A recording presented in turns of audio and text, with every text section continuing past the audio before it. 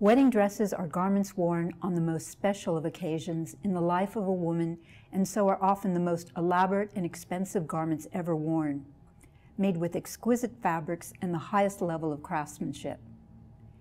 They are the garment worn when a woman looks her most beautiful and embody the hope and dreams of the years to come. Our drawings of wedding dresses must reflect their importance and should be strong visual statements, capturing the emotion and drama of the garment and the occasion. When drawing wedding dresses, the focus should be exclusively on the dress itself. The dress should be large and fill the page. To direct the attention even more than usual to the garment, we can, if we wish, make the head slightly smaller than the already small fashion head, so its relative importance in the drawing is even less than usual. We will usually draw our dress using a 3/4 view pose so that the fit and detailing of the sides can be clearly seen along with the train. If the dress has a pinched waist, we can make it even smaller than usual to emphasize the fullness of the dress elsewhere.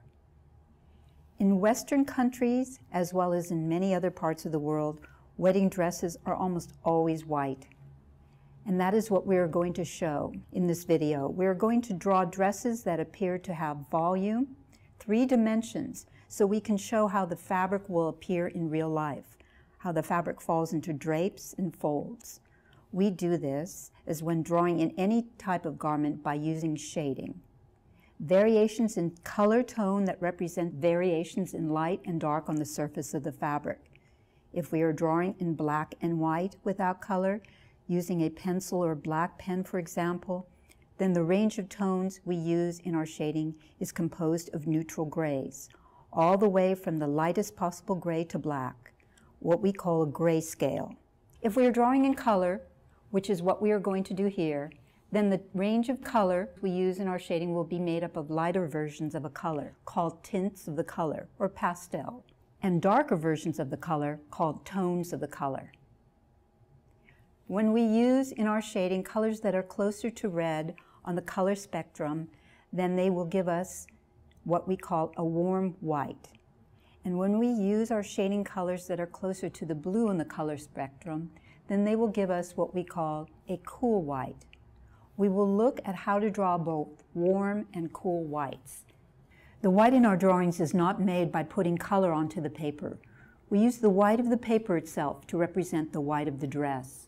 The only color we put onto the paper when we draw is the color we use for the shading. This means that when drawing white wedding dresses, we have to use white paper. Marker papers are usually white. If we use another type of paper like a bond paper, it is best to use a brilliant white. Let us begin to draw. Let's begin by drawing a full dress with a slim waist, fitted top, and wedding veil.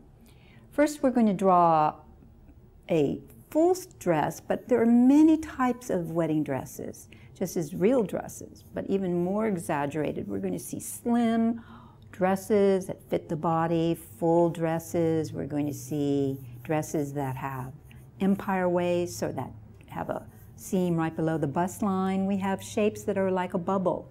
I'm going to do a very traditional dress, and you notice that I'm finding my center. That's